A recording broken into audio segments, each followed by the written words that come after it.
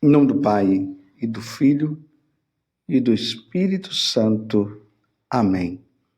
Naquele tempo, enquanto Jesus falava, um fariseu convidou-o para jantar com ele.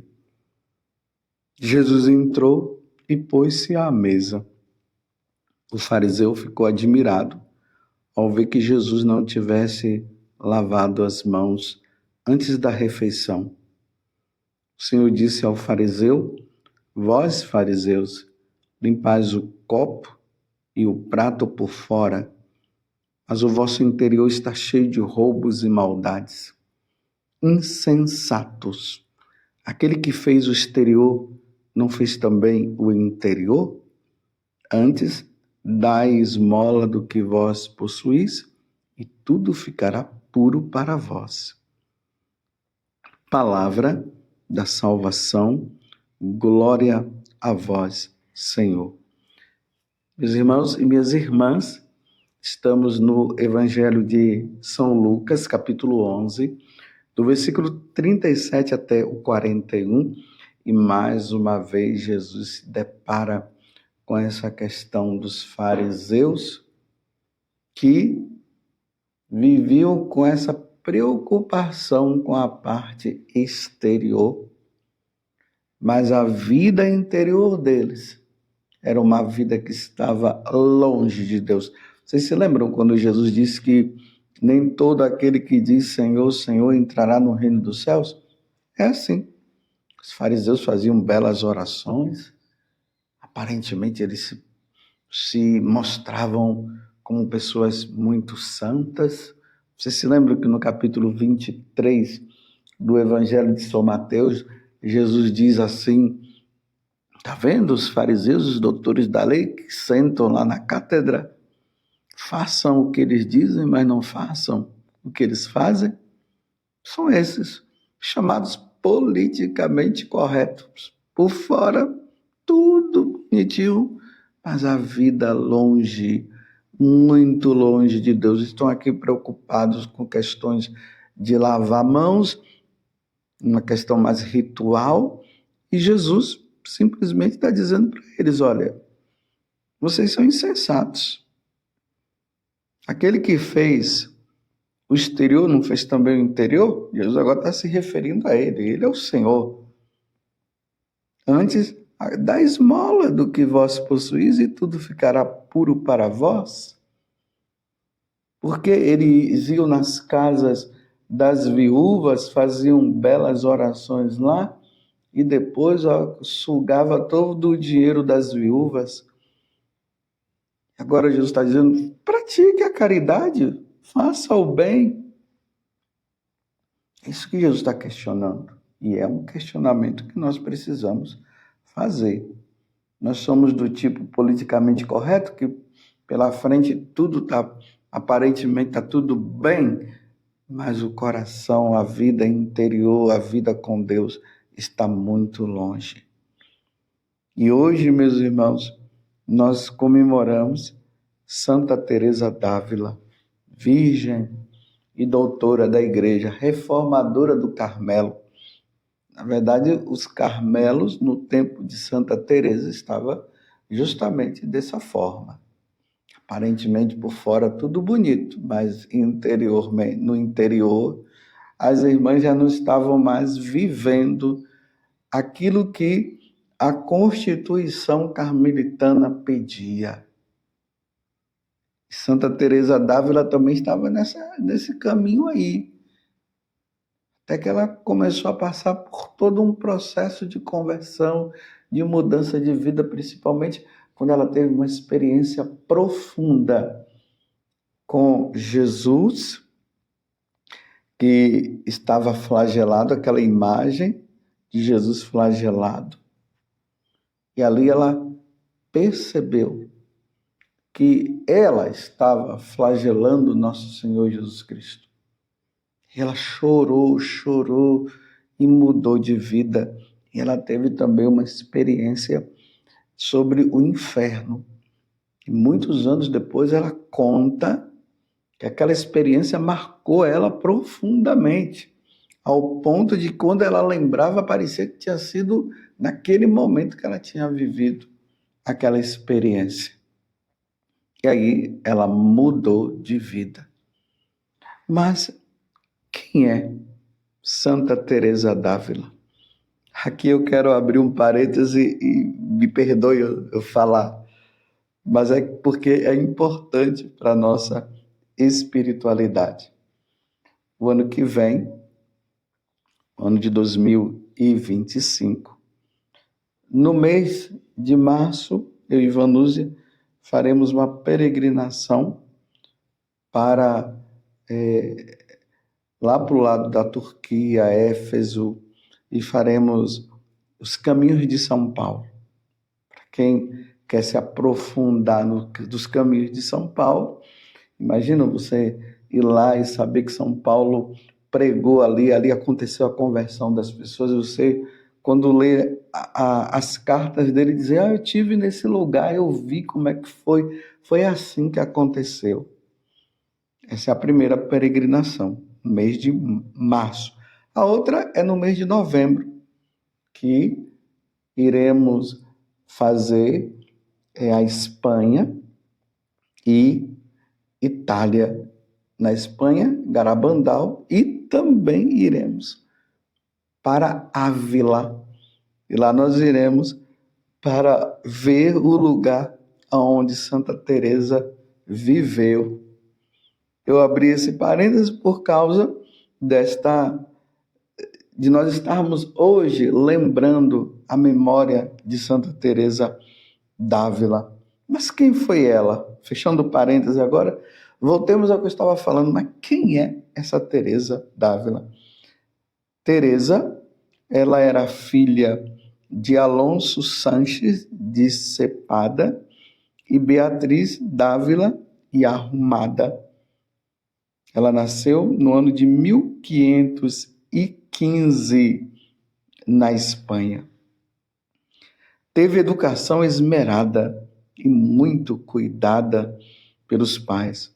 Gostava de ler histórias de santo, chegando a fugir de casa com seu irmão para dar a vida por Cristo, tentando evangelizar os mouros. Os mouros aqui são os muçulmanos. Santa Teresa, ela soube que muitos franciscanos tinham ido e tinham dado a vida, morrendo, evangelizando. Aí ela quis também, então ela, pequena, ela sai com o irmão dela em busca desses tais mouros, para que ela pudesse morrer como os franciscanos morreram. E aí ela encontrou o tio, e o tio disse, mas para onde é que vocês estão indo? Ela estava fugindo de casa, estamos indo para sermos santos e morrer, porque nós queremos ver Deus, nós queremos ver Deus. Sua mãe, ela faleceu quando Teresa tinha 14 anos. Então seu pai a levou para estudar no convento das Agostinianas de Ávila. Quando leu as cartas de São Jerônimo, disse a seu pai que iria se tornar religiosa. Seu pai não queria, mas com 20 anos ela fugiu para o convento das Carmelitas da Encarnação, em Ávila. Viveu no convento da Encarnação, ficando muito doente. Por 3 anos, seu pai a tirou do convento para ser tratada. Então, 3 anos ela doente. Aí os pais trazem ela para casa, praticando a oração mental, seguida pelo livro O Terceiro Alfabeto Espiritual. Olha, esse livro ele tem traduzido em português, procura aí na internet que vocês vão encontrar, porque esse livro foi o livro que marcou a vida de Santa Teresa, do padre Francisco de Osuna. Recuperou sua saúde e retornou ao Carmelo. Com muita amabilidade e caridade, conquistava todos conversando no locutório do Carmelo. Após 25 anos no Carmelo, pede permissão ao provincial, o padre Gregório Fernandes, para fundar novas casas com uma vida mais austera e com menos irmãs, visto que onde ela morava havia mais de 200 freiras. Apesar da maioria ter ido contra, Santa Teresa continuou com sua missão, fundando várias casas com o apoio de 2 frades carmelitas, o superior Antônio de Jesus de Herédia e Juan de Ipes, São João da Cruz. Conseguiu, depois de muita luta, a autorização de Roma para separar a Ordem das Carmelitas Descalças, por usarem roupas rasgadas e sandálias, ao invés de sapatos e hábitos das Carmelitas calçadas, ordem a quem pertenciam.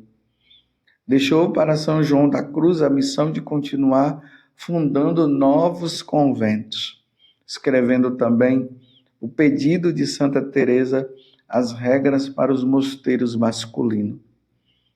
Ela realizou uma grande reforma na ordem das Carmelitas Descalças.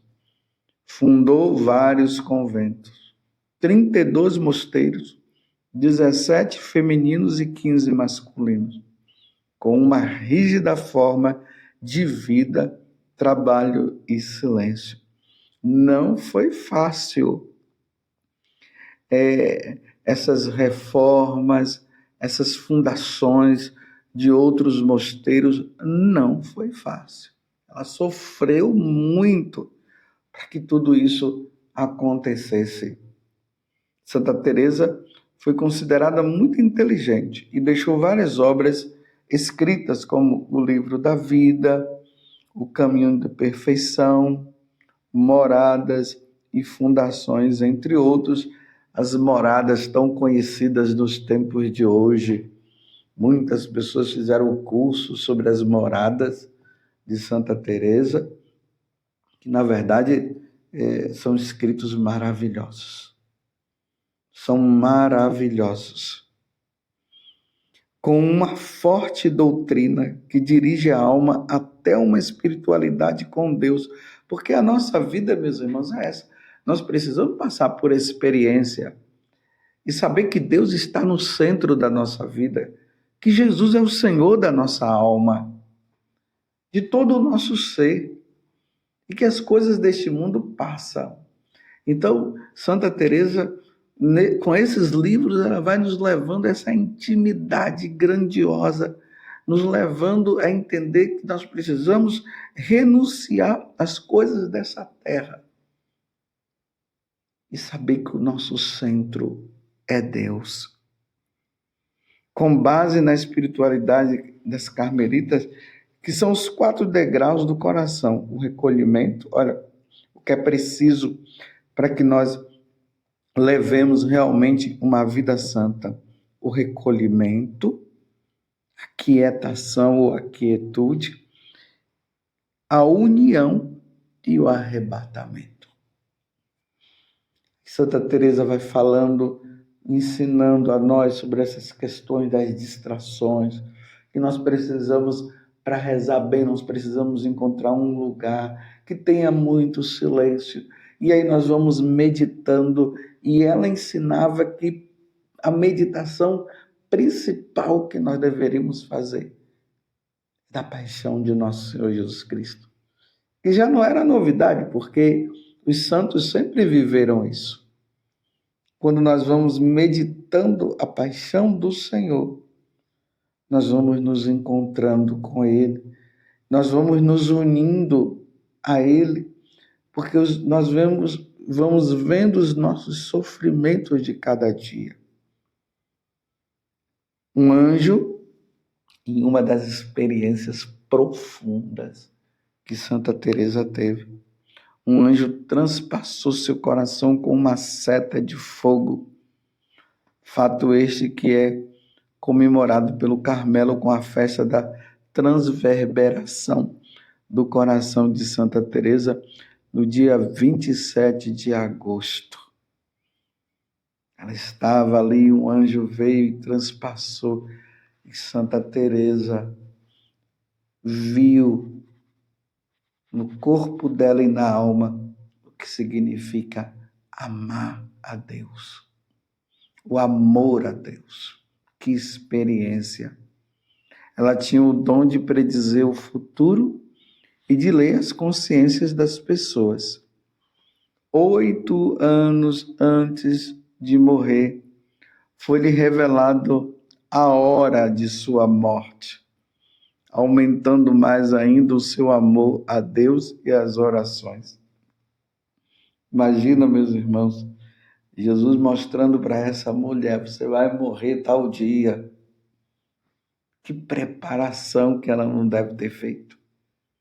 E como nós não sabemos, meus irmãos, vamos nos preparar mais ainda, não é verdade?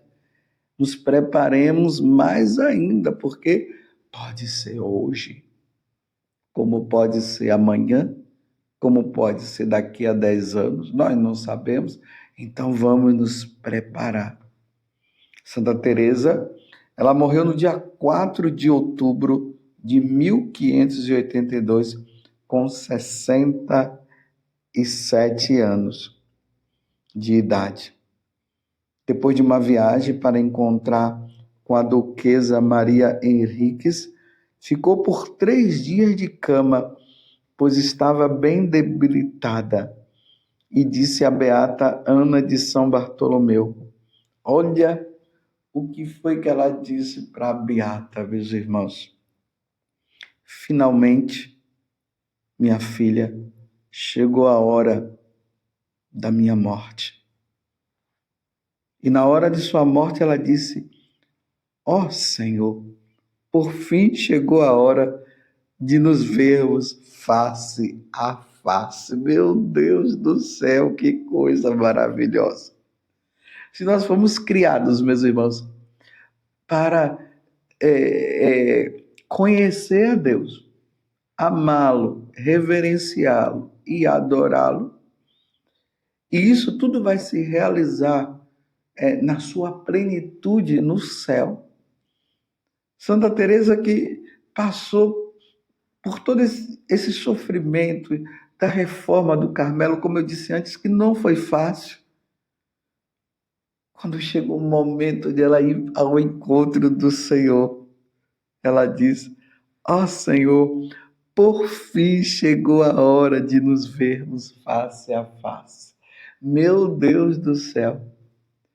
Eu espero, meus irmãos, que eu esteja bem preparado no dia da minha morte, para que eu possa ir ao encontro do Senhor sem nenhum problema de consciência. Porque para Santa Teresa falar isso é porque ela não tinha problema de consciência, você está entendendo? Imagine, Deus me livre, eu estar em estado de pecado mortal. Aí vai-se com problema de consciência, sem o arrependimento, saber que vai se encontrar com o Senhor para receber a sentença final e a sentença ide para o fogo eterno? Jamais. Mas Santa Teresa, na vida de santidade que ela viveu, olha como é que ela diz. Vou repetir de novo: ó Senhor, por fim chegou a hora de nos vermos face a face. Estão vendo como é que os santos morrem?